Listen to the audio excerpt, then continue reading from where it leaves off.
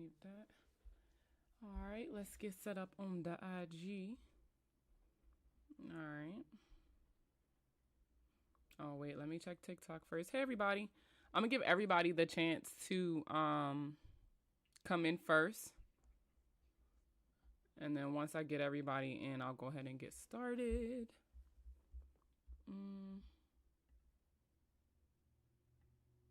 There we go. I can see that.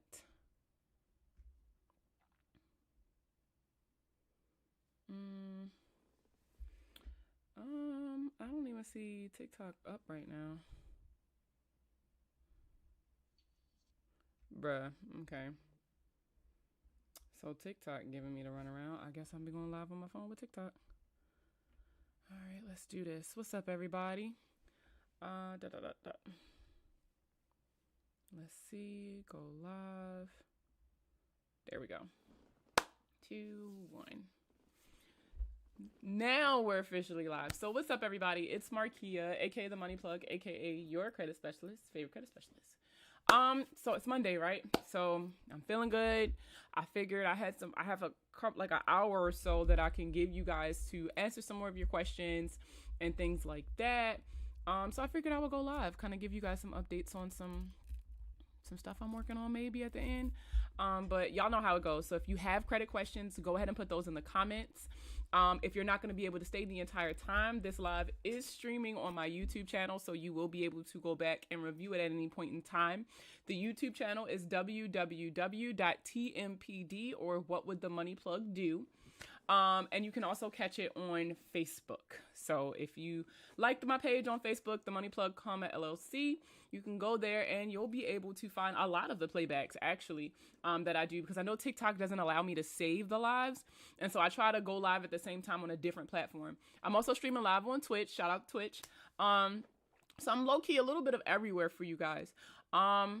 So let's talk about what's been going on a little bit lately. So I set kind of TikTok in an uproar, and we kind of talked about it on Friday a little bit, and it got worse over the weekend to the point where like I almost shut the page down for the harassment. Like, literally, it was one person, because they admitted it was them the entire time, making multiple pages because they were upset about a tip that I gave. Let's talk about discernment, right? Oh, thank you. Let's talk about discernment, right? Because I think that's one thing that a lot of people lack when it comes to, credit repair and taking advice and being in these credit repair groups and, getting like bombarded with this information, right? So let's talk about that for a second. So you guys get in these groups, or you follow Credit Talk, or you even follow me, and it's like as soon as we say something, you rush to go do it. What a lot of people don't understand is that when it comes to what should you be doing for your credit profile, you should not be doing every single thing that you see everybody doing. You need to identify what are your weak points with your profile, right? What am I deficient in? What can I improve on for my credit profile? Because the thing is, everything won't work for you. Everybody's credit profile is different, right? You got to think of it like your credit report is your financial fingerprint. Your fingerprints are unique to you. So following that same logic, your credit report is not going to match someone else's. Literally everything is to be taken into account when you're calculating your credit score. Everything from how long you've been building credit, how many accounts you've had, what has your utilization been consistently, all of these things kind of make up who you are financially. And so every single tip that you see, every single credit card that you see or somebody recommend to you, you need to be doing your research. You need to be practicing discernment. You don't have to try everything. You don't have to sign up for everything. There's no reason you should have a giant stack of credit cards this thick and bragging about it. You need to be able to understand your credit profile and its uniqueness and identifying what specifically works for you. What do I do if my car is in repo status but don't want to give it up? The only option you have is to pay the money that the company is saying that you owe, and they're going to want it all up front. They're not going to want payments, because if you can make payments, you would have made the payments previously. If you do not make those payments, then they are going to repossess your vehicle.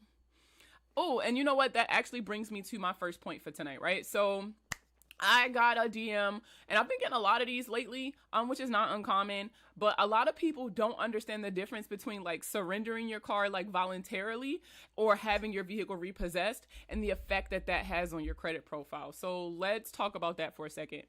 What a lot of you don't understand is that even if you voluntarily surrender your vehicle, it is still listed as a repossession on your credit. It is still considered a derogatory account because you signed a contract saying you would do something and then you couldn't do it anymore.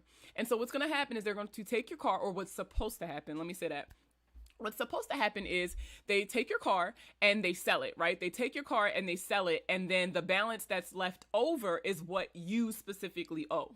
Now, how that works is it technically reports to your credit as a charged off account. That's how it's reporting to your credit. That's how you should treat it when it reports to your credit. Now, what do I tell you all about charge offs, right? You really be real careful with charge offs. Number one, it's really hard to do a debt validation with a original creditor because 9 times out of 10, these companies have all the documents still because you signed the documents directly with them. When it comes to collections, it's easier to get deletions with them because, when paperwork exchanges hands or goes through a software, stuff gets lost. So when we do a debt validation with collection companies, it's likely that they don't have everything that they need, or they didn't ask for everything that they need in order to legally collect and report on this debt. That is how we get those deletions. You can't really do that with the original creditor because they literally, as soon as you sign it, they put it in a file and they hold on to it. So it's a little harder when you're trying to do debt validations with an original creditor. It's very rare that you'll get it dropped off for that reason. That's not to say that you cannot have charge-offs removed legally, right, without having to do fraud or anything like that. Because if it's reporting inaccurate, that's grounds for a deletion. The dates are off more than 30 days, that's ground for a deletions. But as far as a debt validation with an original creditor, it's very rare. Now, when it comes to repossessions, I also have to let everybody know that these are the most sued debts. I literally hate disputing repossessions. And I tell all of my clients this up front. Listen, I'm not comfortable disputing this repossession. So if you want me to dispute this, I need your expressed consent, your expressed authorization to do this. Because if we don't win this dispute, then it is very likely that you will be sued for the remainder of the amount. And that's going to end up being a wage garnishment. And that's not just me not having faith in my system. That's me knowing how these things usually play out. Certain, especially certain companies, certain loan companies or whatever it's called, like Santander, I know they've been like in the fire lately and getting a lot of deletions based off of the lawsuit that they did. But other companies, they're much more meticulous when it comes to keeping the promissory note for your vehicle, making sure that they follow your state's requirements when it comes to repossession. So you really have to dive deep into these accounts and find an inaccuracy, an error, or a violation in order to get a repossession removed. And if you don't get that, you've officially pissed these people off and they're going to sue you. Any tips to get portfolio off? It leaves bureaus in 2 years and out of the statute of limitations. I'm going to be honest with you. If it's outside of the statute of limitations and you don't want to reset it and risk being sued, or you don't want to do a pay to delete, then the only thing you can do is leave it alone. Because if you dispute it and you lose that dispute, that's going to reset the statute of limitations, which is obviously you don't want to do. If you're not looking to make a purchase within these 2 years, then I wouldn't touch it. But if you are looking to make a major purchase and this is holding you back, the only option you have is to really dive deep into this account, right? Look at all the information you have so far without having to reach out to them and see if you can identify. Listen, it's 3 things that you're looking for when you dispute: either an error, an inaccuracy, or a violation. When I say an error, that's usually in that's more of the technical aspect. So for those of you who know a little bit about credit repair, that's more so like the Metro 2 side, right? So this is how the bureaus are coding your accounts. That's what you're looking for when I say an error. So maybe it's coded incorrectly, right? Open instead of close, or closed instead of open, and things like that. That's an error. And inaccuracy is like the amounts are off, the dates are off, something like that. Now, a violation is where it very blatantly violates the Fair Credit Reporting Act. And remember, an error can be a violation, an inaccuracy can be a violation. And there are also violations that are just solid violations. Like, for example, so it's not necessarily an inaccuracy. Let's say you were late. However, that month that you were late, the company issued your monthly statement late. So the FCRA states, more specifically, the Fair Credit Billing Act states that in order for a company to report a late payment, they must have proof that they provided your monthly statement no less than 21 days before the actual payment is due. So if they don't have that proof, then that is technically a violation of the FCRA, and you can use that to get a late payment removed or updated to paid as agreed. You see what I'm saying? So there's 3 things that you're going to be looking for when you're disputing. So you want to look at that portfolio account and see if you can identify any of those 3 things. If you can't, I would not suggest touching it. I'm going to be 1,000% honest with you. After a collection agency sends you verification with your signature of your debt, can I do a pay to delete for the debt? Yes, and only with collection agencies. I do see a lot of confusion with this in the comments sometimes. Hold on.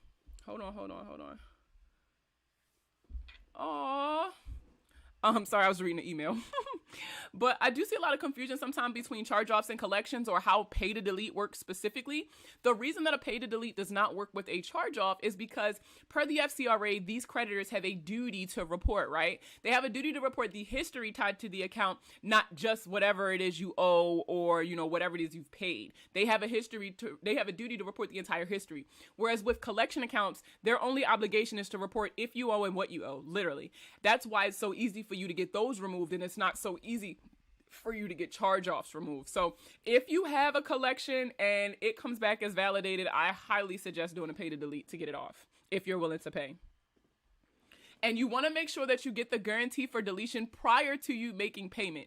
Do not start making payments first, and do not start, don't stop. And this is another reason why I tell you guys stop talking on the phone, because a lot of times you guys talk yourself into a validation. And so you want to be very, very careful what you say to these people. But if you do call, what you should do is get them to email you a copy of the agreement so that you can read it, verify that it says what it says, and then make a payment. When you make your payment, you're going to take your bank statement, highlight that charge, and you're also going to ask them for obviously like a receipt or something. That evidence you're going to kind of hold on to, because in 30 to 45 days, if the item is not removed, you can go ahead and send copies of this information to the bureaus to get it removed yourself. If I pay my doctor bills that's on my credit report, will it fall off or show as paid? You have to contact them to see what so some policies with medical debt is that once it's paid in full, they will go ahead and remove it, right? Now, other companies don't have this policy. So first you want to check to see what the company's policies are. Then you want to, if you don't see it, you can flat out ask them, if I pay this, will this update to pay as agreed, or will this be removed from my credit report? If they're not giving you a straight answer, then you're going to want to negotiate this before you issue payment. Remember, the reason why you want to negotiate this before you give them the money is because that money is the incentive for them to remove it. If you give them the money and then ask them to remove it, there's no incentive for them to do so. They got what they wanted out of you. So you always negotiate that first. Oh my God. Hey, Blake. Should I call and ask for this, or should I send a letter? I would definitely send a letter. Because remember, anything in writing on the company's letterhead signed by a representative, right? That is considered a legally binding document. You can take that to court, and I don't give a damn what they say. This document is what it is. That's a contract. This is why I tell you guys, and I know it's a lot quicker. And I think that's the thing with our generation, right? We want everything quick. We want everything to happen right now. We want everything to do this right now, right here. But we're also shooting ourselves in the foot, because the reason we get a lot of the deletions is because of that delay, right? Because of how long it takes for them to answer, because of how long it takes for them to even find an answer. So sometimes calling might shoot you in the foot. I suggest sending a letter. How should we get a charge-off removed? So before I start talking about removing the charge-offs, let's talk about the consequences of that action, right? So what a lot of people don't understand is that when you remove charge-offs, depending on what your credit profile is like, it could actually hurt your credit more than help your credit. And what I mean by that is, when you look at, I always tell people that the analogy that I use is that imagine your credit, right, as a house on stilts, right? You live in floodlands, right? And so your house is on stilts. Now, all the accounts you have on your credit profile are the poles that is holding up your home, right? So let's say you don't have that many poles on the house. You don't. You just don't have that many accounts on your credit profile. So if you take away one of those, no matter how beat up that pole is, it's still providing some kind of support. So if you remove that pole from under the home can become unstable if you do not have enough poles around it to kind of hold it up once that pole is gone. So when it comes to charge-offs, you want to make sure that your profile can sustain that loss. Because when you remove that charged-off account, it's not just removing the charge-off part, it's removing all of the history associated with the account. So any on-time payments that you made. Remember, on-time payments are 35% of your credit score. That's going to be removing any on-time payments you made, all of the history, so the age of that account, that's going to be gone. So you have to take these kind of things into account when removing charge-offs as well as student loans. So now that I told you the consequences, right? Now, removing charge-offs is the same exact concept, right? You need to be able to identify either an inaccuracy, an error, or a violation. That is what you are going to be looking for when you look at these accounts. Now, like I said, it's very rare that you'll get it off with a debt validation because usually these companies kind of keep their ducks in a row when it comes to the paperwork, but it doesn't mean you can't do that. Doesn't mean you can't send them a debt validation letter. Send it. It's not like you're going to lose points for sending it. How to remove hard inquiries. That's super easy. So the law that you're going to want to know to remove hard inquiries is called the law of permissible purpose. This is a part of the FCRA, and it states that a company must have your expressed consent to pull copies of your credit report. What's up, Will? Companies must have your expressed consent. So what you're going to do is you're going to write a letter to the credit bureaus and you're going to say, yo, I pulled a copy of my credit report the other day and I'm noticing a lot of inquiries that I just don't recognize. Would you mind sending me copies of the consent that I gave each of these companies? And you're going to list the companies out. Now, lately, especially, the bureaus be like, yo, that's not me. You're going to have to reach out to each company. That's fine. You'll literally take that same letter and send it to the individual companies. And if they cannot provide a copy of a credit application or something like that, then they have to stop reporting to the credit bureaus. Hey. I hate that TikTok does that with my comments. Okay, there we go. I'm doing good. How you doing, girl? Can they update the charge off to current once paid in full? So they could possibly, but they're not going to. I'm gonna be 1,000% honest with you. It's very rare that a company will do that, simply because they know that they have that power. Data furnishers have the right to report whatever it is they want to. So they could do that. The question is, are they going to do that? And are you offering them enough incentive for them to do something like that? What kind of relationship did you have with them prior to your charge off? That's also very important. Can an accreditor still go after me after sending to collections? I paid to debt collection before it got sent to bureaus, but original creditor still reaches out. Now, that's really weird. So if the collection company legally had the rights to collect on that debt and they collected money, then that means that that payment that you made closes that account out. Whenever a original creditor sells their debt to a collection company, the balance that you owe that original creditor goes down to zero. You no longer owe the original creditor. So it's very unlikely that that company should not be reaching out to you.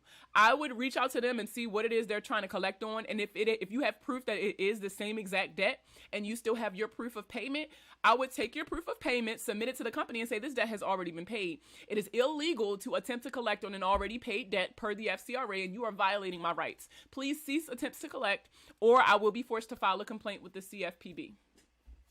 How likely is it that a collection agency will have the original signature contract with the original creditor? So this is why we do debt validations with the collection companies, and it's highly effective because it's rare, right? Especially if it's exchanged hands multiple times. A lot of people think that a lot of people will get bills when they send debt validation letters. That's not a proper debt validation. A proper debt validation is going to be something with a signature on it, whether it's a digital signature or what's known as a wet signature, right? Which is your actual signature. This is another reason why we tell you guys not to like. Oh, thank you so much for liking it. This is another reason why we tell you guys, yo, don't sign these letters because they can literally do anything with your signature. You should type your name out, because if they do not provide a copy of like the promissory note or whatever the contract was between you and the original creditor, they have no ties to you and that debt. They just know that somebody owes some money. This is how we get a lot of the deletions when it comes to collections. Tell me more about student loans, please. You got to be a little bit more specific. What you need to know about student loans, George? How soon will my credit report recover after paying off a loan? My credit dropped 20 points. Well, that all depends on your profile. A lot of people don't know this, but when you guys pay off a loan, your credit score is going to drop. It's not going to go up. It's going to drop, right? So, and a lot of people really don't understand that concept, but whenever you pay off an account, right, you now no longer have this account reporting every month. It's the same thing as taking an account off of your, like the account is no longer reporting every month on your credit report. So you're losing that on-time payment history. So you're going to experience a drop. Now, how long it takes you to rebound and get those points back determines on every other factor of your credit score, right? And let's talk about that a little bit. I know we talk about it every live, but I got to keep repeating it, right? How is your credit score calculated? 35% of your credit score is going to be your on-time payment history. So make sure you're still making all of your payments on time. 30% of your credit score is going to be your credit card utilization. You need to have some kind of utilization reporting every month, guys. Something, even if it's only 1%.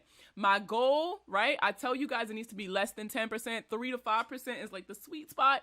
1% if you can manage it, but you have to have some credit utilization reporting, right? 15% of your credit score is going to be the age, right? That was you who sent me that, Rock Boy. Oh my God, I did not put 2 and 2 together. I'm so sorry. I did not put 2 and 2 together. And like, you should have seen how I'm literally sitting up. Like, my email is on another computer. I'm literally sitting right here. I was typing up a response before I went live. I'm literally going to email you back. I did not know that was you. I'm so sorry. So 15% of your credit score is going to be how long have you been building credit, right? How old are your accounts? How old is your oldest account? How old is your youngest account, right? And what's the average of those, right? That's what they're looking for.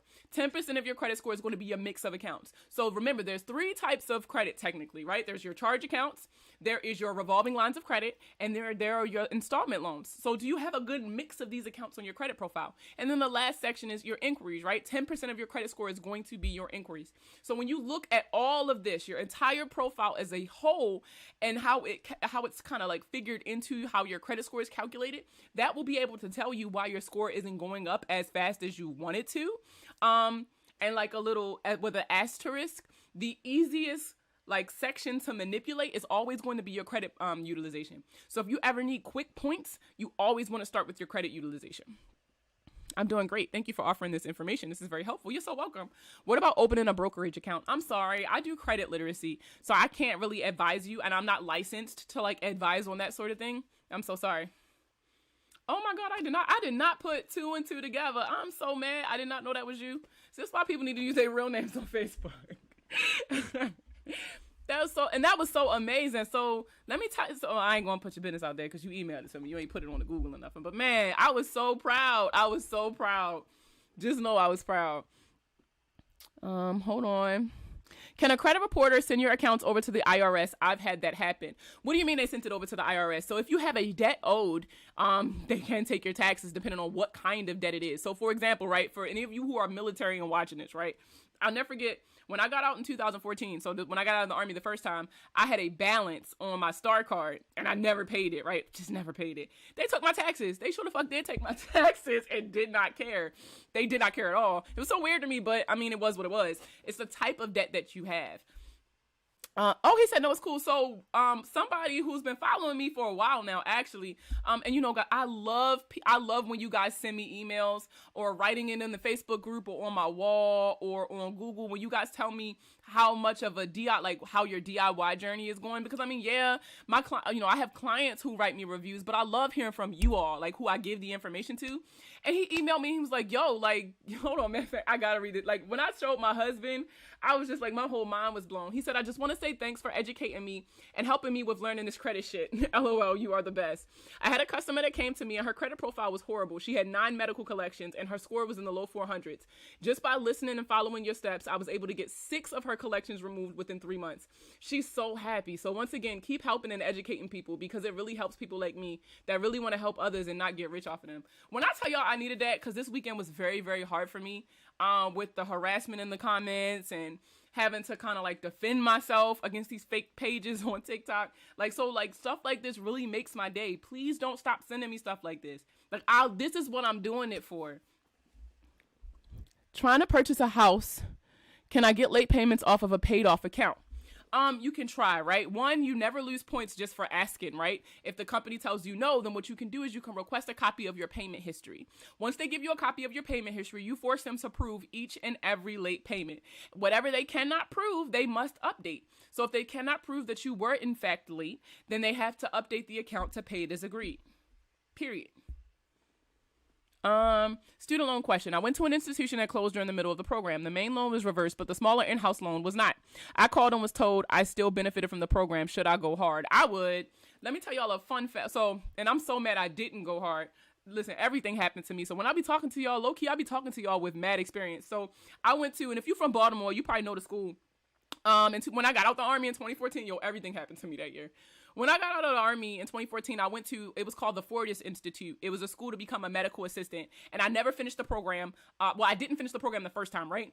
And so the VA paid them for the entire program. I was pregnant. After I had my daughter, I went to go back to school. And I did not know this, but they charged the VA for the entirety of the program again. The school got shut down. And so I'm like, oh, so then I shouldn't owe them anything. The VA should not be paying them anything. I got a cute letter some years later saying that I owed the Department of Veteran Affairs $18,000 because whether or not the school, completed the obligation, I benefited from the school and I signed an agreement saying that I would pay. So now I was on the hook for the rest of that loan. And I was so mad that I did not fight that. I aided and paid the money, but I definitely would fight that. If that school got closed down and they did not fulfill the obligation of giving you a degree or whatever it was, then you should not be, have to pay that entire balance at the very least. They should kind of knock some of that off. So if I were you, I would get a lawyer. Collection company closed. I have a paid charge off. Will it disappear if I dispute it? I'm confused. If it's a charge off, then what does that have to do with the collection company? Remember, collections and charge offs are two completely different things. I was sending information to get it paid off and it was sent over 3 times payment. Oh, can a credit report? Oh, okay, I see what it say. Can a credit reporter send your accounts over to the IRS? I've had that happen. I was sending information to get it paid off and it was sent over 3 times. So they added, I would definitely do a little digging. It sounds like they charged you more. I'm kind of confused. I hate that TikTok restricts your comments. I would need a little, DM you on Instagram. I need a little bit more information, or maybe I just need to kind of put it together. How do you ask for them to prove the late payments? Just like that, you ask them for a copy of your payment history, and then you will highlight each late payment, right? And then you will put it on a letter, and you'll say, hey, upon further investigation of this account that you have reporting to my credit report, I noticed that you are reporting these late payments. What proof do you have, or what evidence do you have to substantiate your claim that I was, in fact, late at this time? Please note that if you cannot provide that evidence, you must update this account to paid as agreed. That's it. That's literally it. What about settlement on debt? Should you try with credit card debt? Now, whenever it comes to charged off accounts, I always tell people that you want to try to solve them or settle them as charge offs so that they don't become collections. And the reason why is you lose points for having a charge off, right? I mean, it's nothing you can do about that. The account is closed, so you lose points for that part, and then the account got charged off, so you lose points for that part too. Now, once it becomes a collection, you lose even more points. It's like you're getting punished 3 times for the same damn debt. So when it's a charge off, you really want to kind of nip it in the bud there by settling. But keep in mind, so let's say you settle for less than owed. That money that you don't pay, right, that leftover balance, at the end of the year, or at the end of the tax year, let me be more specifically, you will get something known as a 1099 because the money that you did not pay is now considered income. So please keep that in mind when you guys are making these agreements, because I had somebody who was super shocked when they got that 1099. Can you explain the statute of limitations and how it can benefit you? My state is 3 years, I think. I just got some late payments updated. They're not going to give you all the information you're asking for. Definitely. I've started seeing more successes with doing my late payment disputes this way, as opposed to just flat out asking them. And this is for paid off accounts mostly. Usually when it's a account that's still open and you have a good relationship with them, a goodwill letter will suffice. But sometimes this can work for paid, accounts that you're still paying on too. So don't think that you just can't do it. But let's talk about statute of limitations. So there are 2 dates that you need to know when it comes to your debt, right? Hold on, let me turn I want my Bluetooth to switch over, Lord knows. So there's 2 dates you need to know when it comes to how debt reports to your credit report. There's your date of last activity, and there's your date of first delinquency. The date of first delinquency dictates how long an account will report to your credit profile, right? So this is the 7 to 10 years that everybody talks about when a debt falls off. Now, the statute of limitations is how long a company has to sue you. Now, depending on what state you live in, right, that changes like how long it is. For example, Rhode Island is like 10 years. Maryland, I think it's like 3 or 4 years. Texas is 4 years. And there's also, and this is why it's very important to know your state laws, because some states like Texas, they have something called protection against zombie debt. And what that means is once the statute of limitations has passed on a debt, they can no longer sue you. But Texas is I think Texas is the only state currently who has that law written, like in effect right now. Now every other state, once your statute of limitations expires, if you dispute that debt and you lose the dispute, if you make a payment on that debt, if you call them and update your phone number or confirm who you are on the phone, that is considered an update to the date of last activity, which will then reset the statute of limitations. The statute of limitations is based off of your date of last activity. So if you live in Texas and your statute of limitations is 4 years, it will be 4 years from the date of last activity. And anything can update the date of last activity. If they call you and say, hey, can I speak to Marquia? And I'm like, this is she. Boom. I have now reset the statute of limitations on my debt depending on what state I live in, because that is considered updating my account, right? Because they'll put in the thing in the system like, oh, we validated that this is her phone number. And so because they validated that that's my phone number and that phone number is on my credit profile, they validated that debt and that resets the statute of limitations. Chicago is 7 years. Tell me about it. Can credit card companies sue for debt after it's gone to collections? It depends. So sometimes when a collection company cannot collect, they will send the debt back to the original creditor, and the original creditor will partner with somebody to sue you. So that can be that.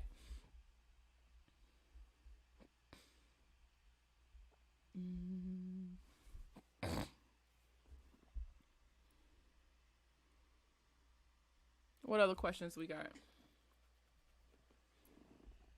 What time is it? Okay, I got a little bit more time for you guys. I can give it another hour. How long I've been live? 30 minutes? Okay, I can give it another hour. What other credit questions you guys got? Let's pull up the face. So for those of you, and again, I see a lot of people in here. For those of you who don't know me, my name's Marquia. I'm known as the Money Plug here on social media. I'm a board certified credit repair specialist and credit score consultant. And I use my platform to teach you all how to do this shit yourself, right? Because the only difference between me and you all is that I did a bunch of research, took a bunch of classes, took a bunch of tests, right? But it's not an excuse, right? Like some people can't afford credit repair. Shit ain't cheap. So that doesn't mean you shouldn't have good credit just because you can't afford it. So that's what I'm here for. Yes, my customer is getting sued now for a credit card. I gotta go to court in April. I can't wait to go to court in April. I'm gonna let they ass have it. And even if I lose, at least I fought. That's another thing. When you guys stop being afraid to go to court. I know you don't get me wrong. The justice system make my ass itch. But when it comes to, you feel what I'm saying?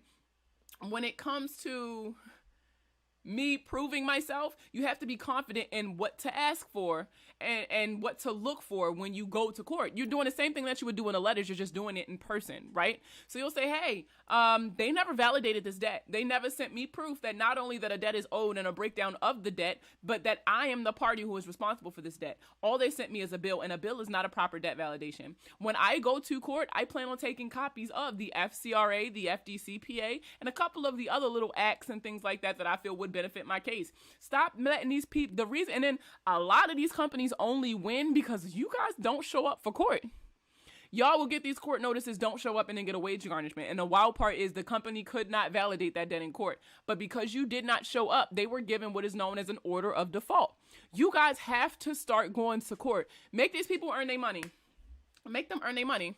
A lot of law firms are getting into debt collecting because it's very profitable, especially right now. You got to think about it. With the pandemic, and they've been very vocal about it on TV, with the pandemic, a lot of people have been having issues with their credit, not being able to pay credit cards, homes going into foreclosure, getting sued for back rent, right?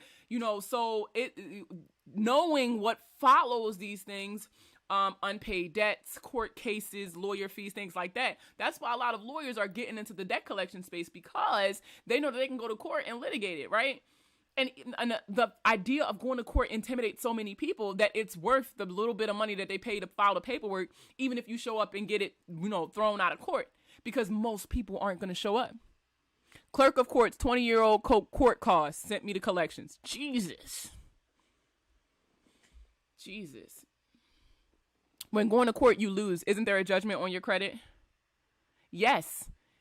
Now, the only way they can report a judgment is if it's like they have to meet certain requirements. So they have to have a bunch of information about you, and that ties you to that debt in order for it to legally report on your credit. But it is very likely that that's going to happen. I have a collection agency calling me every day, but I haven't answered yet. What is my best option? What should I do? Okay, so if you have debt collectors calling you and you're tired of not being able to answer your phone because you don't know who it is, this is what you do. When you pick up the phone, you do not identify who you are. When they say, hey, is this Mary? You'll say, I'm sorry, who is this? And they'll say, oh, this is such and such. Is this Mary? I'm sorry, who is this and where are you calling from? And they'll say, oh, this is such and such. I'm just calling about, I really need to talk to such and such. And what you will say is, if this is an attempt to collect the debt, all attempts to collect the debt need to be done by mail using the address you have on file for whatever party you're trying to reach. Please do not contact this phone number anymore. You are not authorized to contact this phone number. And then you hang up. That's it. Per the FDCPA, once you let them know to stop contacting you, they stop contacting you. Now, the reason why I said to do it by mail and not just in writing, remember I used to say in writing. However, with the new update to the FDCPA, right? They are now, debt collectors are allowed to contact you on social media. They're allowed to email you. They're allowed, there's a lot of other ways for them to contact you. So by saying, by letter, right? By mail, you got to mail me. You are, you are taking away all of the consent that they have to contact you with these other mediums, except in a letter. Does that make sense? You really want to limit how they can contact you because this makes it easier and easier for you to dispute. The more access these companies have to you, the easier it is for them to validate the debt. Can you repeat that? Yeah. You don't got to say it exactly like that. You can say something like that. So you'll just pick up the phone and you'll say, listen, if this is an attempt to collect the debt, any attempts to collect the debt need to be done by mail using the address you have on file for the party involved. Please do not contact this number anymore. You are not authorized to contact this number anymore. Take it out of your system. And then you hang up. Simple as that. Do not identify, at no point in this conversation should you say I, should you say me, or should you say my. Understand? Because that can technically be misconstrued as you validating this account. Remember, if you answer the phone and you tell these people who you are validating that account. Because if the information that they're asking you for, right, matches what is on your credit report, that's a validation. When they ask to verify the address, verify or not. No, you're not doing a job for them. Tell them fucking verify it. That's what their job is. When I tell y'all, a lot of y'all be in debt because y'all be doing a job for them. I'm telling you, they'll call you and be like, oh, can you just tell me what, who phone number this is right quick? Or can you tell me what your address is so I can send you the dispute letter? And a lot of people fall for it. So many people fall for it. Stop doing these people job for them. Stop. You're making it so easy for them to win these disputes. A cable collection came out of nowhere, came on Friday for $20 from 6 years ago. Jesus. I swear, I feel like debt collectors can feel it in their spirit when you start getting your life together. Like, no bullshit. I feel like they can feel it in their spirit when you start getting your fucking life together. It is so irritating. It is so irritating. But if it's outside the statute of limitations, right?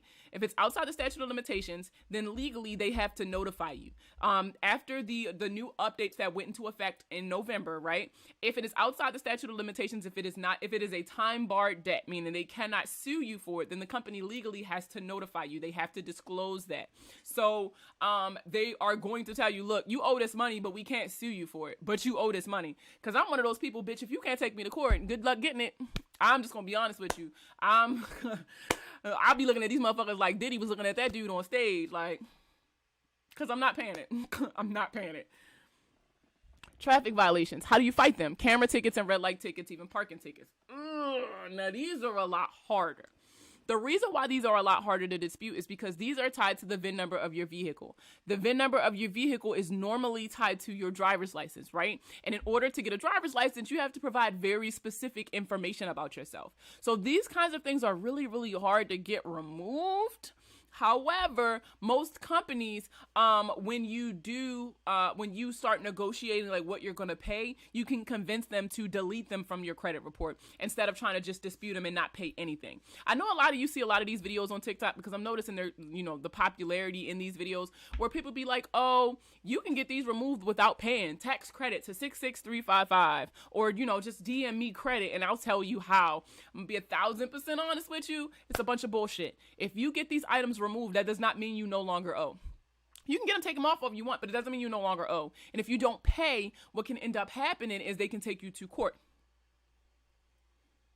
Yup, because of the age of your debt, we will not sue you. Yup, so fuck them. Damn, I'm not giving them nothing. I called Experian the other day and took off all my old phone numbers and my old jobs and addresses. They took everything off in one day. I've been hearing a lot of people getting through, well, so look at me gossiping. Well, the CFPB dropped a very scathing report of the credit bureaus. So now is the time to go get all that shit taken off y'all credit report. So what happened was the consumer, it's not Markia for president. Look, I'd be the Department of the Treasury. Come on. But no, so the CFPB is the Consumer Finance Protection Bureau, right? They're responsible for enforcing the FCRA, right? So they released a report that flat out said that these bureaus do not give a fuck. They have not been answering disputes, and they don't care that they have not been answering disputes. And they've been sending like this response to people that make it seem like, it's illegal to use credit repair companies when it's not. And the CFPB has openly spoken multiple times about how it's not illegal to use credit repair companies to fix your credit, depending on what state. But they released this really, really deep report, like putting them on blast. And so now the credit bureaus are being a little more amenable. So yes, I'm challenging listen, I literally met with most of my clients, well, not most, all of my clients this month.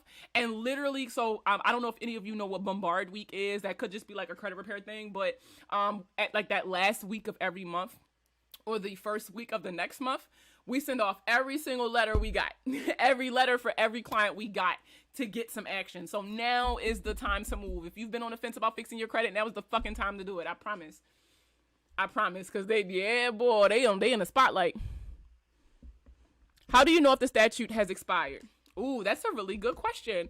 Okay, so the statute of limitation varies state by state. So the first thing you're going to want to do is you're going to want to look up your state's financial code to figure out what your statute of limitations is. So again, let's say you lived in Texas, right?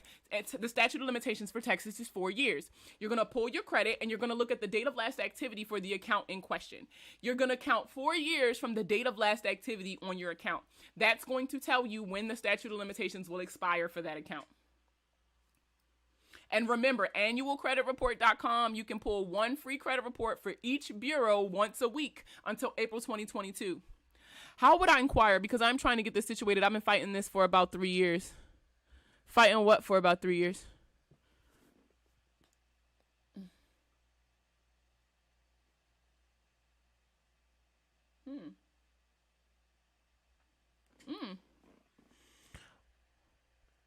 I don't know. I don't know if you typed something before that, but it didn't go.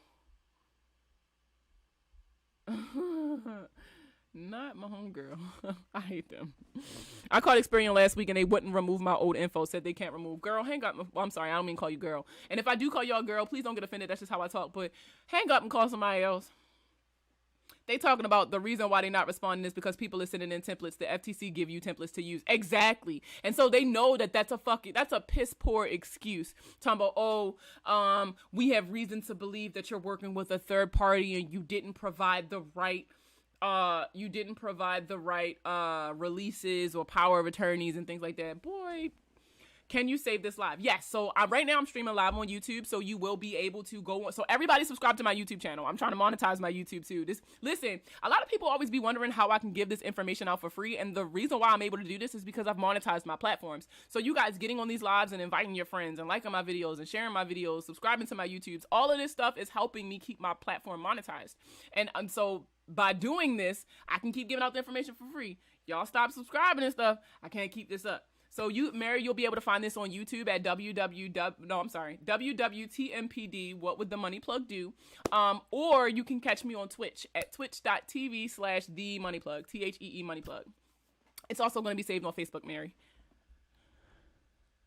Let's see. Oh, I got a lot of questions. Hold up. Statute of limitations also depends on the type of debt. Car loans, credit cards, etc. often have different lengths. No, that's not what makes the different lengths. It's the type of agreement that you have. So if it's an oral agreement, a written agreement, a promissory note, those are the differences that you are So the reason why you can't see the chat, Phoenix, is because I'm multi-streaming. And so most of these questions are coming from Facebook or TikTok. That's why you can't see the chat. What's up with the podcast? A new episode drops tomorrow. I promise I got you. I didn't have an episode last week because I had dropped, I think it was like 2 YouTube videos or something like that happened last week. So I do have episode dropping tomorrow. Tomorrow's Tuesday, right? Yeah, tomorrow. So is that the same for when creditors sell your debt? What do you mean? When it goes to collections? Is that what you're asking me? I was legally on doctor leave, and since my credit report has been getting hit bad, how would I inquire? Because I'm trying to get situated. I've been fighting this for about 3 years. Not okay. We're not talking about my accent. Y'all so childish. Y'all so childish. Y'all so childish. Beautiful. DM me on Instagram because I hate that they breaking up your comments like this because I don't know what you're trying to tell me. DM me on Instagram, sweetheart. How can I hire you? So I am still currently accepting clients. If you click the link in my TikTok bio or you go to themoneyplug.co, which is my website, there's a section called Become a Client. And it outlines what's required of you, how much it costs, and what are the first steps to kind of get started. Every time I pull my credit, I get calls from old dad. Yo, I swear to God, it never fails. They know when you try and get your life together. Is there any debt consolidation loans for bad credit? There's a lot of them. I don't stay abreast of them because I don't suggest them because of the high interest rates that they typically have. And if you had that kind of money, oh, thank you for subscribing. Oh, that's my god, mommy. Thank you. So if you consolidate your debt and you're paying that high interest, if you had the money, you would have paid the original creditors. Now, for some people, this is the only option that they have because they owe so many different people. And if that's the case, obviously, do what works for you. But I, unfortunately, do not have a company that I can, with good faith, suggest to you. So does the statute of limitations apply to the original company and the collection agency? Yes, it applies to the debt as a whole. And remember, because of the new changes in the FDCPA after November, when a company reaches out to you and the debt has expired, they literally have to tell you, this is a time-barred debt. We cannot sue you for this debt, but you owe us. That's what it has to say.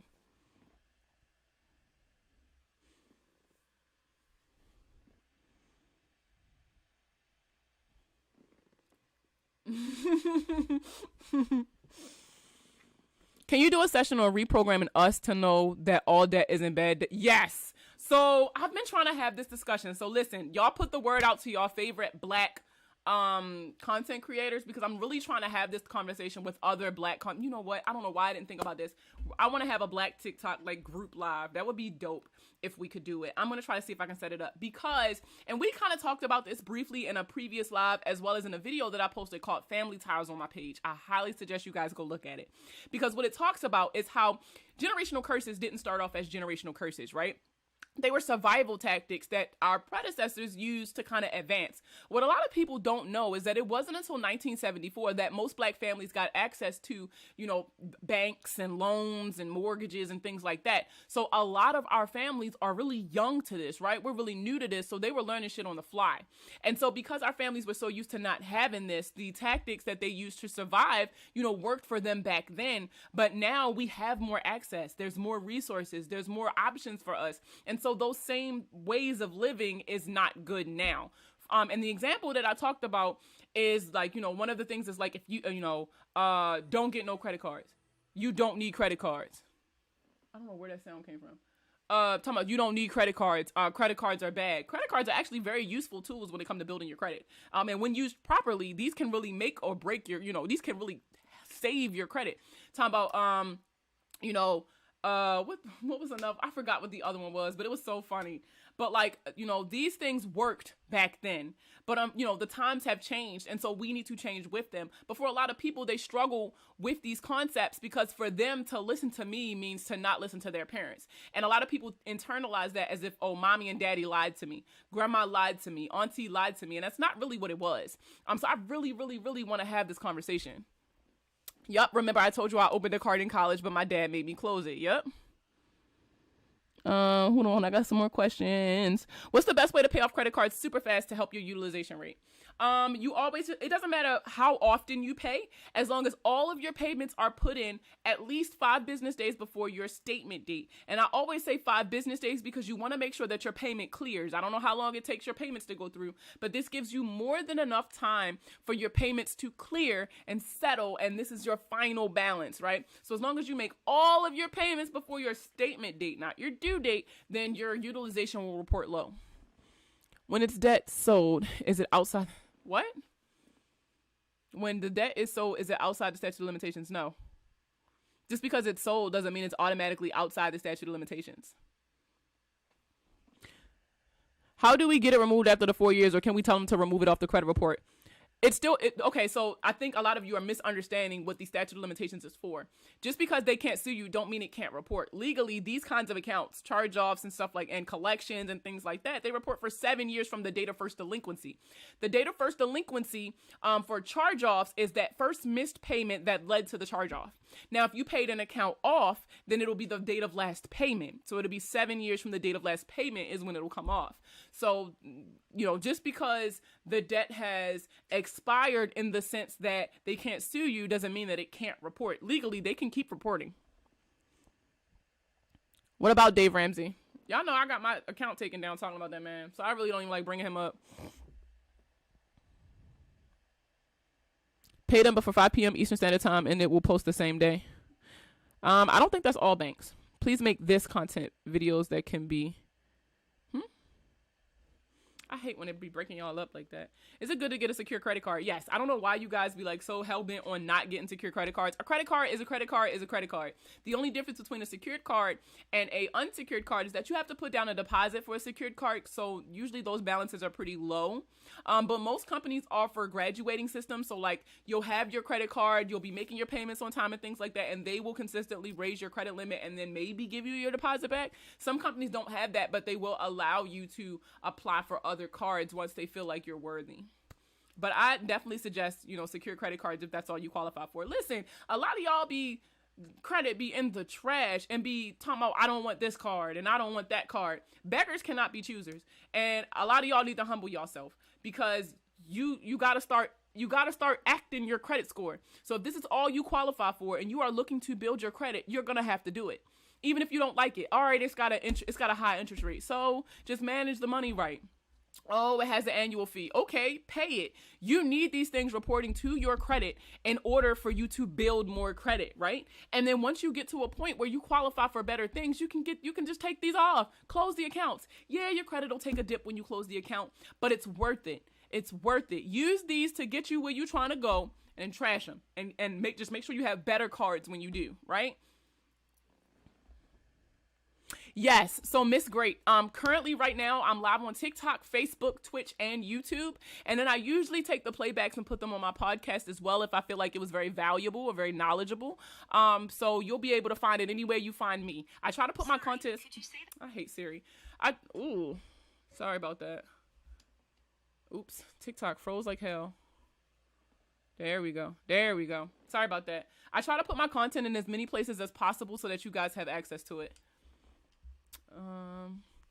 Whoa, I didn't know you had a podcast. Can we find them on traditional audio platforms? Yes. I'm on Apple Podcasts, Google Podcasts, and Spotify.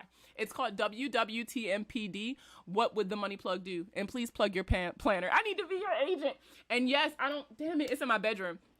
I don't have it in here, but I did make a planner. I have a monthly financial planner that's available on Amazon. If you search my real name, right? So if you search Markia Brown, so Markia Brown on Amazon, you'll see my monthly financial planner. It's available. I did self-publishing through KDP. I'm so proud of myself. But thank you to everybody who purchased it. I think at last check, I was up to 25 so far, which is 24 more than I thought I was going to sell. So thank you guys so much for the support. It means so much to me as a small time creator. So thank you.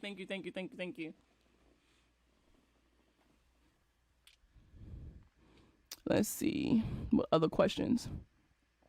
Is it legal for both the charged-off account and the collection account to be listed for a bill? Yes. The only thing is the charged-off account, the balance must reflect as 0 once it is sold to collections, but the charged-off account legally is obligated to report because they are obligated or they have a duty to report the history associated with your account, not just the fact that it was charged off. My debt was sold and now I'm being sued. Do I need a lawyer? It depends. If you are not confident in your ability to go to court and stand up for yourself and win this case, then get a lawyer for sure. What other questions y'all got for me? I got like another 4 or 5 minutes. I got an alarm set.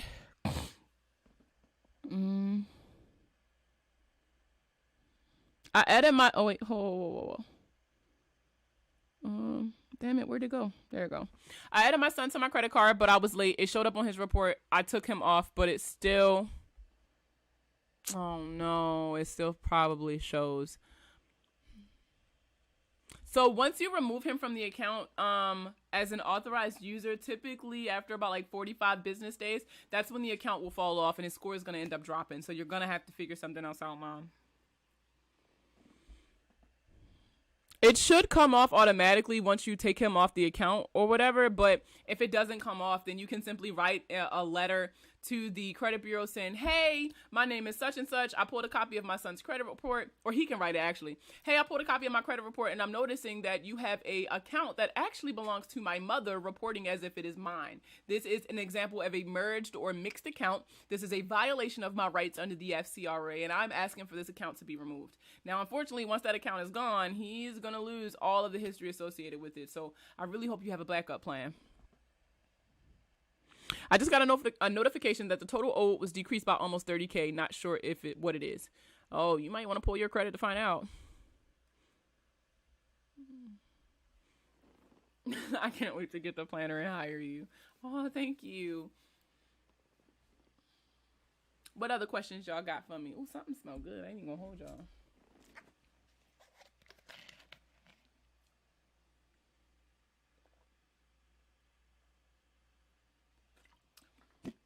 You know what?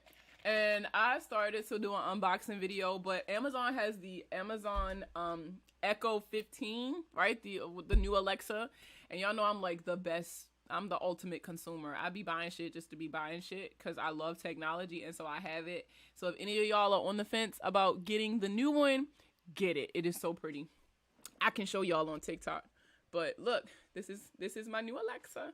You know, this is my old one over here. This was going somewhere else. But look, this thing is so cute, right? I said I was going to show y'all today because y'all know y'all my cousins.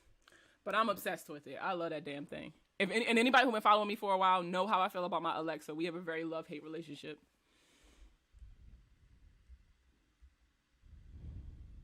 Drop and pin that podcast on IG, girl. I'm driving. So my Instagram is linked in my bio. So if you follow me, you'll be able to go to my page and get to my YouTube and my Instagram. And then my YouTube and my podcast all have the same name. So WWTMPD. I'm be honest with y'all. I have not learned how to pin comments. Let me see if I can do it. I have not learned how to pin no fucking comments. I was trying it the other day and I just did not know what I was doing. WWTMPD.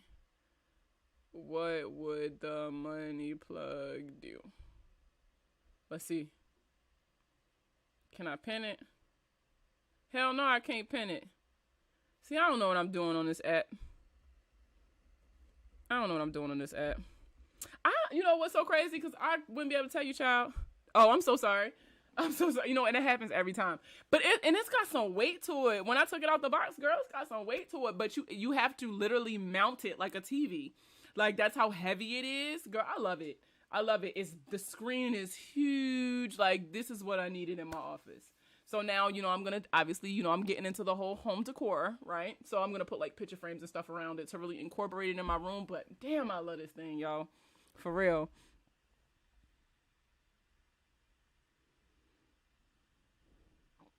How much of an impact do charge-offs have, and is there a way to fix or remove them? Fix, not necessarily. Now, remove them, yes. And we talked about it a little earlier in the live. But to remove a charge-off, you would have to look at it like you look at any other account. You need to be able to identify either an error, an inaccuracy, or a violation that can get you that deletion. She could have kept her son on for 6 months. What's on time pay that would have corrected it, I think. It not corrected it. He still would have had that late payment. And if this is the only account he has on his credit, it will hold him back. Now, I probably would keep him on, but she already said she took him off. So, I mean, she can always put him back on after the fact. Like, she can get the late payment fixed and then put her son back on it. Or she can just open up another account and just add him to that one. I have a collection rep contacting me on my prior name, haven't used it in over 10 years. Literally, that's what I'm going to court for. I'm literally going to court for a debt that is in a name I have not been known by for almost a decade. So I know it ain't my fucking account. Can you show up to your setup, please, on TikTok? What setup? Oh, girl, my setup look a fucking mess. I don't really have a setup, if you want me to be honest. I just be throwing shit together. But, like, my office is coming together. So if you've been following me for a while on TikTok, y'all will know that all of this was not like this. So this is removable wallpaper. Alexa, I solemnly swear I am up to no good. So this is removable wallpaper from Target. I know y'all see, I've got a bunch of boxes today because I ordered a bunch of shit. I'm addicted to Amazon, don't mind me. But this is removable wallpaper I got from Target for like $30. This took me, my back wall took me about 4 or 5 rolls of wallpaper.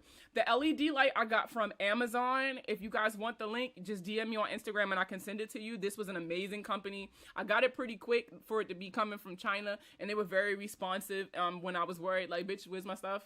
So they were really responsive, and obviously it's custom, right? It says the money plug. That shelf I got from Bed Bath & Beyond or something like that. So I'll show y'all over here.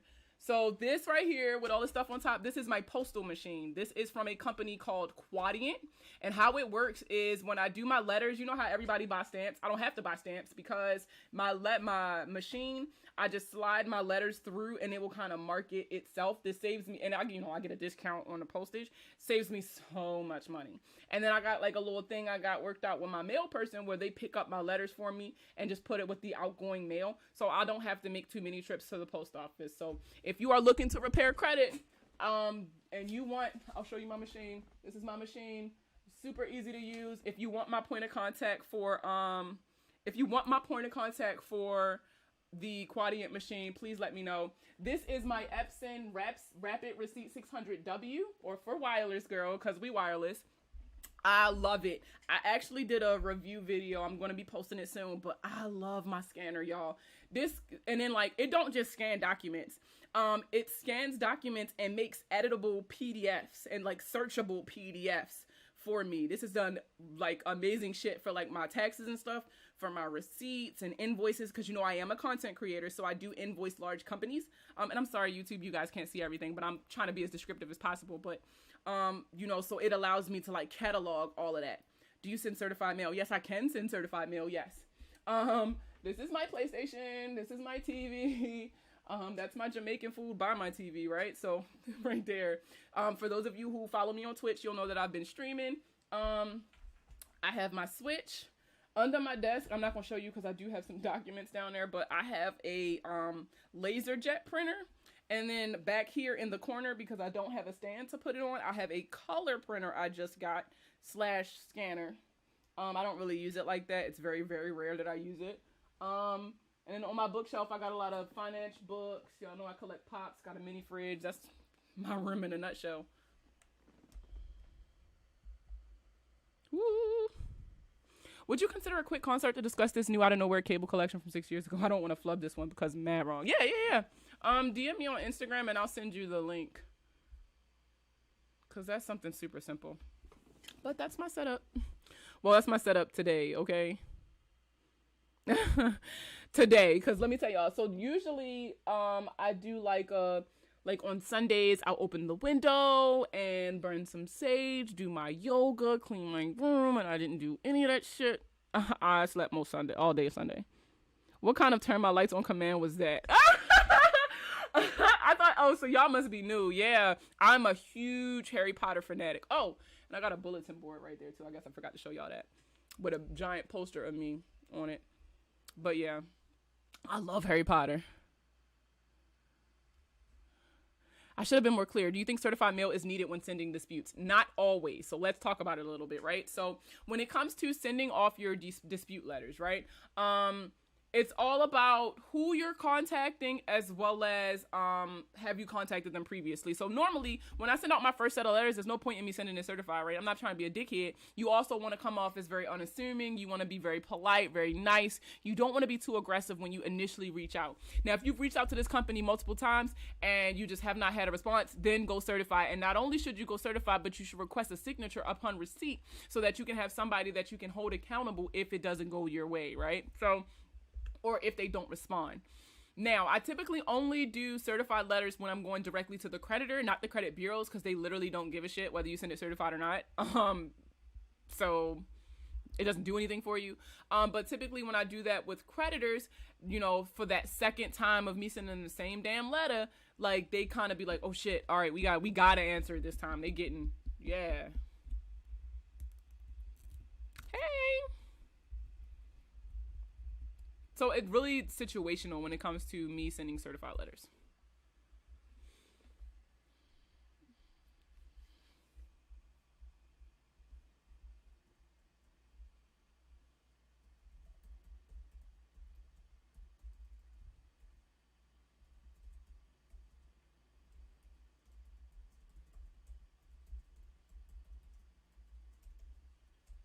Not me sending emails talking to y'all.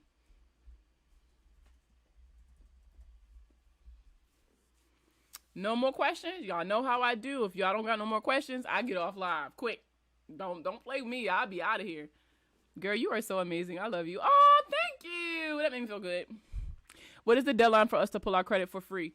No, you'll always be able to get at least one credit report a year for free, right? Because of the Fair and Accurate Credit Transactions Act, or the FACT Act, or FACTA is what it's called.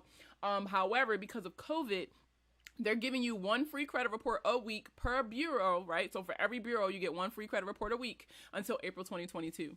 After that, it's going to go back to one free credit report a year from each bureau. Can't wait to get my 1,000 so I can collaborate with you on live. Yes, come on, girl. Come on, come on, come on. Listen, for all of you who want to be content creators, for all of you who want to sit here and talk to people all day, just be consistent. That's always the biggest tip I can give you. I did not have a following at all. I literally came out of nowhere. I was some lady. I was living in Germany at the time. And I just started making TikToks, making an ass out of myself, but teaching y'all credit content. And it just went from there. It blew up. Just stay authentic. Make sure your brand identity is something that you don't want to lose. So make sure you know what that is before you start creating, before you get that traction. Because if you don't have that and you start getting traction, you're going to lose it that quick because you're not really going to know which way to go with it. And monetize your platform. I've been on TikTok technically since December. I did not start curating content like how I do now till January of 2021. And so by January of 2022, I had, I want to say 150,000 followers. So that was kind of, yes. Oh my God. Yes. Oh my God. And y'all want to know something so funny about the video? So somebody just brought up this video that I did. It was like my first video for 2021. And I was like, I'm going to do 365 days of credit. I was drunk and I posted it. But once I posted it, I was stuck with it. And so I had to do it. But that challenge really led me to where I am now. Being consistent, posting at least a video a day, sometimes 5, 6, 7 videos a day if I had it in me, engaging in the comments, going back and forth with the trolls. Yes, I do that. I'd be like, I have time, not being afraid to challenge larger creators who were putting out misinformation, so like, and being, that is not funny. I was drunk as shit too. Cause this was after, I don't really drink like that. So this was like a couple little glasses of Stella, and I made that dumbass challenge, but it led me to where I am now. My biggest tip that I can give you all who want to be content creators is to monetize your platforms early. If I would have known then what I know now, I would have made a lot more money doing this. You do not make money on TikTok. Let's be honest. The creator fund does not get you anything, especially when you look like this, right? Your money is going to come from brand deals. It comes from partnerships. It comes from, girl, talking crazy about Dave. Girl, I'm still mad about that and them taking my account down. But it's all about how you present yourself to people. The reason that I feel as though I'm successful is because this is me. Anybody who knows me personally knows this is my personality. Like, this is it. I tell, and it's so funny because I'm very self-deprecating, right? And so I'll be making the joke, like so for those of you who do not know, I am a disabled veteran.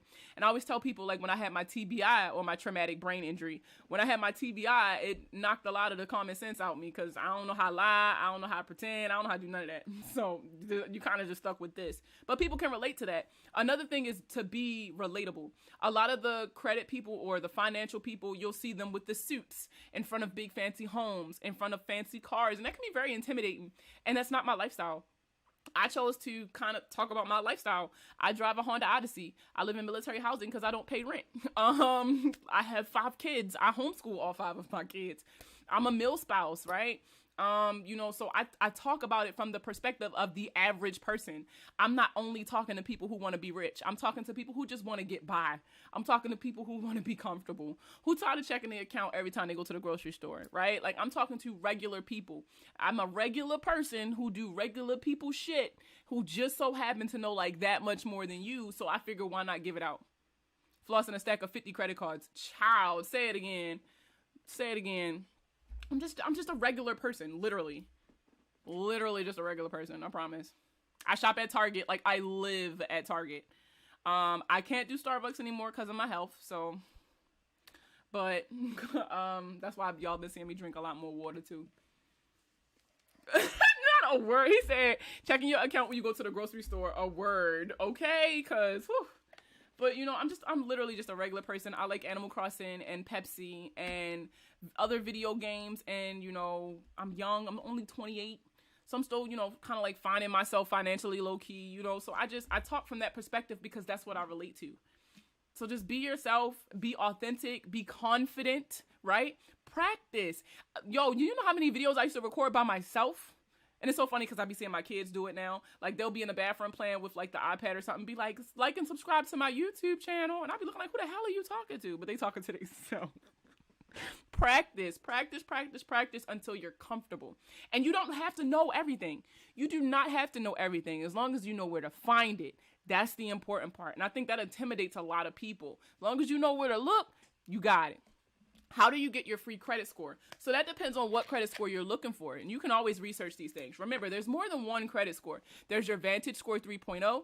There's your FICO Base Score, your FICO Auto Score, your FICO Mortgage Score. And then there's the FICO 10T that's been supposed to come out since like 2020, which nobody really knows too much.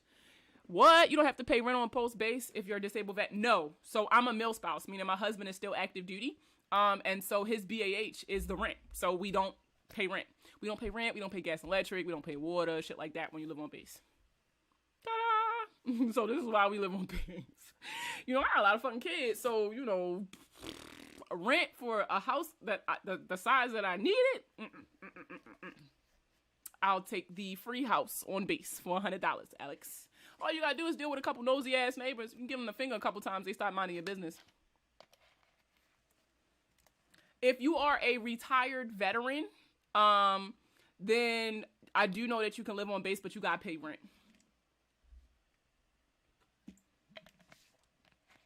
Oh, thank you, girl.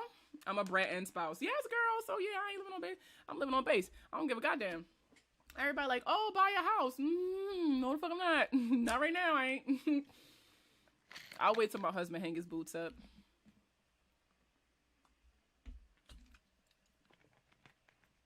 Oof. What time is it? I got like 5 more minutes I can give y'all, and I gotta go get yelled at. Can I drop my FICO link for those that will like to see theirs? Yeah, go ahead, girl. Go for it. I don't know if TikTok's gonna let it show, but girl, go for it. I don't know what I did with my, it's in my pocket, stupid. So let me tell y'all something. So y'all know I don't like AirPods because I don't know if y'all noticed, but I have Martin Lawrence ears, and so AirPods be falling out and stuff. So I got the Beats, but look how big this case is. I can't do nothing with this. Vantage or mortgage score, which score is better to get / no? It all depends on what you're looking to do, and it sort of depends on what your goals are. If you're just looking to monitor your credit just to be monitoring it, then Vantage probably is okay. Like, you don't have to pay for your FICO scores. But if you're looking to make a major purchase like a car or a home or getting a new credit card, then you're going to want to use the scores that they actually see, so you'll know exactly you get what I'm saying? You'll know exactly kind of where you sit. And so you're going to want to look at your FICO mortgage score or your FICO auto score. So depending on what your goal is, that's the score you're going to want to look at. I got Beats, but mine not like yours. Well, girl, like I said, I got the Martin Lawrence ears, so I need a little security. I need these motherfuckers to go hook around these satellite dishes I got stuck to the side of my head so they don't slide off or slide out. Especially because the way I be like flipping my hair, or because my hair be in my face a lot. And so I be done flip my damn AirPod out. I've done that many a time. I love staying on base, but you BAQ will pick you up. My BAQ will pay for the rest of my house. When he retires, BAQ is gone. So I'm 100% disabled, total and permanent, with 5 kids and a husband. So low key, money ain't really an option. That's another reason why I'm able to give out this information for free, because this is not the main source of my income. I'm not pressed for this. This is why I'm able to do stuff like this. That, and I've monetized my income. I don't like buzz, period. I need the DJ over here. Yo, you know, normally when I'm on here, I'll be having, so these my Sony's, these my PS5 headphones. I normally use these when I'm on my laptop, but because TikTok's on my phone today, I didn't put them on. But yeah, so these are what I normally use. But again, I got Martin Lawrence ears, so if my ears stuck to my head for too long, they start hurting. So then I'll be taking them off, or I'll a lot of times when y'all see me on live, I'll have one like this, and then you'll see me switch it like halfway through the live like that. Yes, girl, I'm a gamer. Join my Twitch. Me and Will was on, what the fuck was we playing? Rainbow Six Extraction, which is the new Rainbow Six game. Fucking shit up. We lost a couple operators at first, but we really got it together. Will, did you get the new Dying Light? I got it. I haven't played it yet. I was thinking about streaming it tonight, actually. But yeah, I got Pokemon Arceus. I'll be playing that too. That's my shit. Animal Crossing, of course. But I play a little bit of everything. So like, I have a Switch. I have a PS5. All of my kids have Switches because I needed people to play with. I play Call of Duty. I don't like Battlefield, so don't ask me to play that shit with y'all because I hate it. How many years have you had your locks? So I got my locks in, not my godmother talking about my ears. How many years have you had your locks? So I got my locks in 2017 when the Army authorized it. So January 2017, 18, 19, 20, 21. It's 5 years. It's been 5 years with my babies. 5 long, long years. I have a Switch. I need more party games. I got Mario Party, Mario Kart, Just Dance. I'm going to drag my husband green screen in here one day and go live and play Just Dance so I can embarrass myself a little bit for y'all. I have so many Switch games. Like, we got this big, thick case full of Switch games. Army let locks in. The Marines would never. Yep, the Army let locks in around 2017. The Navy did it, I want to say, like 2018, 2019. But yeah, I got in that. Don't get me wrong, especially because I was in a TRADOC unit. I was working around initial entry soldiers, so I worked at a basic training unit at the time. I got a lot of flack for my locks, a whole lot of flacks. But the thing that I think the military in and of itself is realizing is that, you know, their hair standards were very unfair to women of color. And so they are allowing us that freedom again, right? The freedom that everybody else has, all the different hairstyles they get to wear. And we could only wear fucking tight ass buns that was giving us receding hairlines. When I pay my card always to 0 and my score is stuck, what do you do? Well, stop paying your card down to 0. You need to have a credit utilization reporting, because having a credit utilization reporting gives you like a percentage in your credit utilization. Credit utilization is 30% of your credit score. So even if it's 1%, as long as you have something reporting, it makes you look more attractive to lenders. So yeah, that specifically is what you should be looking at.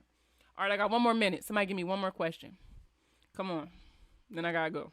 Y'all know I'm always late everywhere I go. Everywhere I'm going, always late. I literally tell people to lie to me about what time I gotta be there. The military made me be on time for everything, so it's like now that I'm out, I just can't do it. I don't have it in me.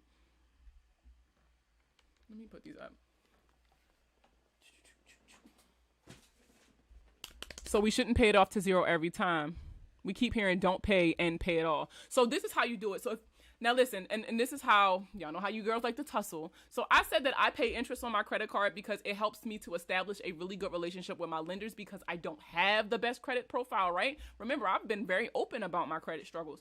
All right, Alexa, snooze for 5 minutes. So I don't pay my balance all the way down to 0 at all. I always carry over a balance because this allows them to charge me interest, which makes me valuable to that company. And I did a video talking about this because you got to think about it like this. Let's say you work in a career field. You're an entrepreneur, but you do not have a degree. Everybody around you have a degree. How do you get to that level without going to go get a degree? You network. You rely on the relationships that you have with people to get you the things that your degree would normally qualify for you. So in that same thought pattern, right? You allow these companies to charge you a little interest, right? I control how much they charge me, but I still allow them to charge me interest. This creates a mutually beneficial relationship between me and my lender, meaning they now consider me a valued client, right? Because they making a little coin off of me. So this allows me to leverage my relationship with them to get things. If you go back and look, for example, at the goodwill letter, the goodwill letter requires you to have a good relationship with that lender. So if they're not making any additional money off of you, you're always paying your fucking car down to zero, not really giving them a chance to capitalize on you, right? Then there's no benefit. They're not going to do you this favor if you don't have a good relationship with them. So this helps me do that. Now, if you don't want to pay interest, that's fine too.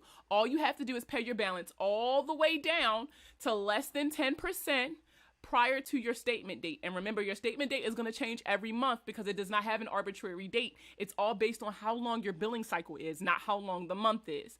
So you're going to pay it all the way down to less than 10% before the statement date. After your statement date passes, you can pay the entire card off before your payment due date, and then you will not have to pay interest. Now, for me, I alternate month to month. That was something else I really wish I would have said in the video, and I didn't. But so like 1 month I'll pay interest, the next month I'll pay it off. Then the following month I'll pay interest, and then the month after that I'll pay it off. So I do it like that and how my payments are all set up. So like 1 month I'll pay everything off for the statement date, then pay a little bit off for the payment due date and leave a balance. Sometimes I'll pay it all before, then the following month I'll pay a lot down before the statement date and then pay it off all the way before the payment due date. So I alternate like that because, again, I'm trying to control how much interest they're charging me while still paying that interest. So that was what I was trying to get by in these videos. But girl, they was dragging me in the comments. I was fighting for my life in them fucking comments. I wish my locks was long as full as yours. It'll be 5 years for me in August. Godmother, what is you putting in your hair? Like, another thing, stop putting stuff in your hair. When I tell y'all I don't do nothing in my hair, I mean, don't get me wrong. I know y'all be seeing me with my bonnet all the time. I do wear my bonnet. I don't put no whole bunch of oils in my hair. And then when I do put oil in my hair, I put it on my scalp. I don't need it to be all over my locks. When I wash my hair, I do not use shampoo. I wash my hair with Dr. Bronner's. A lot of the shampoos and stuff can cause your locks to be heavy, which will cause a strain on your locks and you can thin out, especially once you start getting length like how I got. A lot of people be so shocked at how light and airy my hair is because I don't have buildup in my locks. Another thing is keep your hands out your hair. A lot of people always doing styles every 2 seconds, and I get it, it's fun, but you're putting way too much stress on your hair. Drink water, make sure you eating healthy, all that stuff kind of play a part in your lock health, all of it. And I love my locks. All right, I got 2 more minutes because I gave y'all 5 minutes. Anybody got any more questions before we get off here? Listen, if you're new here, welcome. My name is Markia. I'm known as the cosmetologist in me is saying this. I told some people certain products. I be real hesitant. I don't even like people breathing on my hair. Like, ugh. But anyway, if you're new here, welcome. My name is Markia. I'm known as a board certified credit repair specialist and credit score consultant. I am here to give you guys all the answers that you don't have, right? The only difference between me and y'all is I read the book so that y'all won't have to. If you follow me on TikTok, please subscribe to my YouTube channel. I'm really trying to monetize that platform. And I also need followers on Twitch. So if any of y'all make Twitch profiles, let me know. I need 50 followers to get to affiliate so I can start making some cash. All right, I'm trying to make some coin. I'm at like 30 subscribers. So go to my Twitch, twitch.tv/THEE Moneyplug. You can also get to my Instagram from my TikTok page. My Instagram is also THEE Moneyplug. Or The Money Plug. I'm also on Pinterest, girl. You can follow me there. And if you want to connect on LinkedIn, look up Markia Brown, The Money Plug. You'll find me. I got the same picture on every platform, it feels like. And I also have a Facebook group where you guys can join. If you are doing the DIY thing, you're looking for a very supportive and safe space. I'm really big on it being a safe space. You can join my Facebook group. It's called Plugged In, the Credit Clubhouse.